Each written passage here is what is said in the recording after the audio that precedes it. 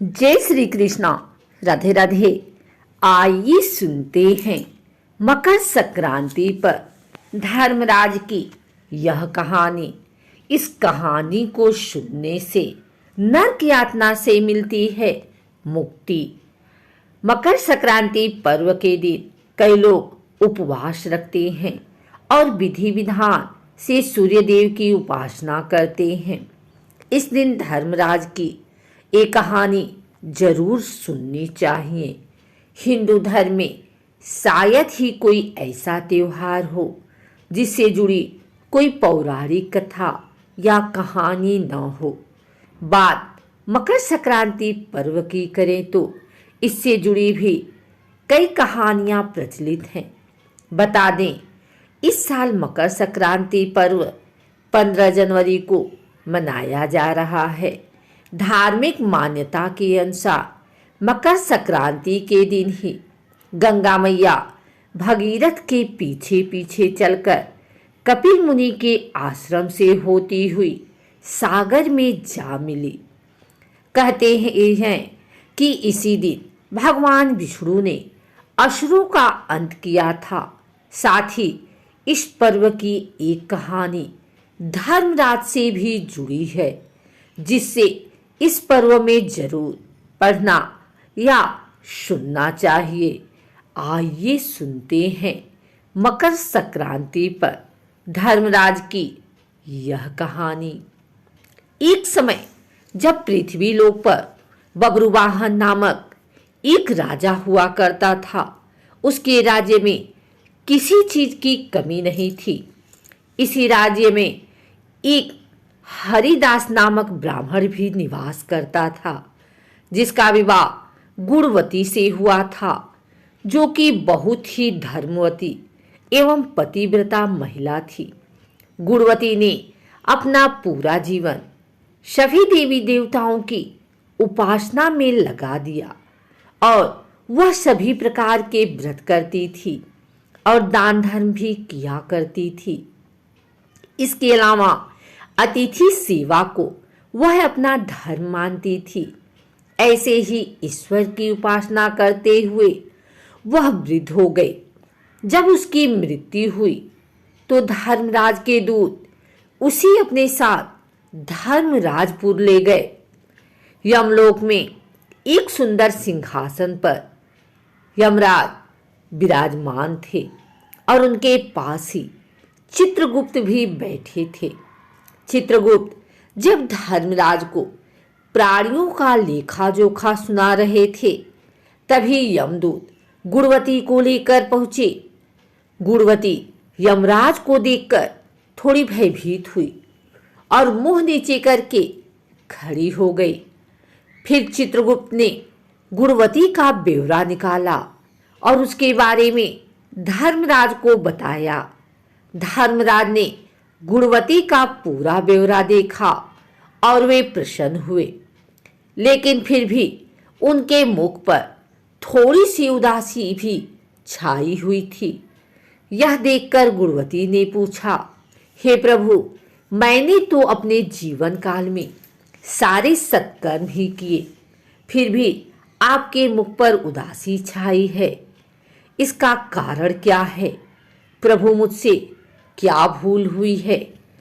धर्मराज ने कहा, हे देवी, तुमने सभी देवी देवताओं के व्रत किए हैं, उपासना की है, लेकिन कभी भी तुमने मेरे नाम से कुछ पूजा या पाठ या दान नहीं किया। धर्मराज की बात सुनते ही गुणवती क्षमा याचना करने लगी और कहने लगी, हे प्रभु, मुझे आपकी उपासना के बारे में कुछ पता नहीं है। कृपा करके मुझे ऐसा उपाय बताइए प्रभु, जिससे सभी मनुष्य आपकी कृपा के पात्र बन सकें। मैं आपके मुख से आपकी भक्ति का मार्ग सुनना चाहती हूँ और मेरी कामना है कि मृत्यु लोक पर वापस जाकर मैं आपकी भक्ति करूं और सभी लोगों को इसके बारे में बताऊं।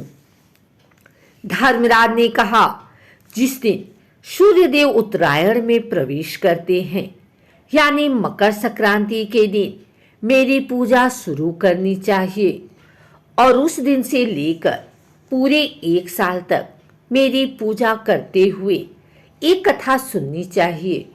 साथ ही मेरी पूजा करने वाले व्यक्ति को धर्म के इन 10 नियमों का पालन अवश्य करना चाहिए। पहला, धीरज रखना यानी संतुष्ट रहना। दूसरा, अपने मन को वश में रखना और सभी को क्षमा करना। तीसरा, किसी प्रकार का दुष्कर्म नहीं करना। चौथा, मानसिक और शारीरिक शुद्धि का ध्यान रखना। पांचवा, अपनी इंद्रियों को वश में रखना। छठा, बुरे विचारों को अपने मन में न लाना। सातवां, पूजा पाठ और दान पुण्य करना। आठवां, व्रत करना और व्रत की कहानी सुनना। नौवां, सच बोलना और सभी से अच्छा व सच्चा व्यवहार करना। 10वां, क्रोध न करना। धर्म के इन सभी लक्षणों का पालन करते हुए 1 साल तक मेरी कथा नियम से सुने, दान पुण्य और परोपकार के काम करें और अगली मकर संक्रांति पर इस व्रत का उद्यापन करें। इसके बाद मेरी एक मूर्ति बनाकर विधि विधान से प्राण प्रतिष्ठा करवाकर हवन पूजन करें और साथ ही चित्रगुप्त की भी पूजा करें और काले तिल के लड्डू का भोग लगाएं। इसके बाद ब्राह्मण भोज करवाएं व बांस की टोकरी में 5 सेर अनाज का दान करें। साथ ही किसी जरूरत को गद्दा, तकिया, कंबल, छप्पन लोटा व वस्त्र आदि का दान करें। संभव हो तो गौदान करें। धर्मराज से व्रत की पूरी कथा सुनकर गुणवती ने पुनः धर्मराज से प्रार्थना की, हे प्रभु, मुझे फिर से मृत्यु लोक में जाने दीजिए जिससे मैं आपका व्रत कर सकूं, साथ ही इस व्रत का प्रचार भी लोगों में कर सकूं। इस पर यमराज ने गुणवती को धरती लोक पर फिर से जाने दिया। धरती पर वापस आकर गुणवती ने धर्मराज द्वारा बताए गए व्रत के बारे में अपने पति देव को बताया। मकर संक्रांति आते ही गुणवती और उसके पति ने ये व्रत शुरू कर दिया। इसी व्रत के प्रभाव से उन पर धर्मराज की कृपा हुई और उन्हें मोक्ष की प्राप्ति हुई। अगर आपको हमारी वीडियो अच्छी लगी हो तो इसे लाइक करें, कमेंट करें, शेयर करें। हमारे चैनल को सब्सक्राइब करके बेल नोटिफिकेशन ऑल पर सेट कर लें ताकि आगे आने वाली वीडियो सबसे पहले आप तक पहुंच सके।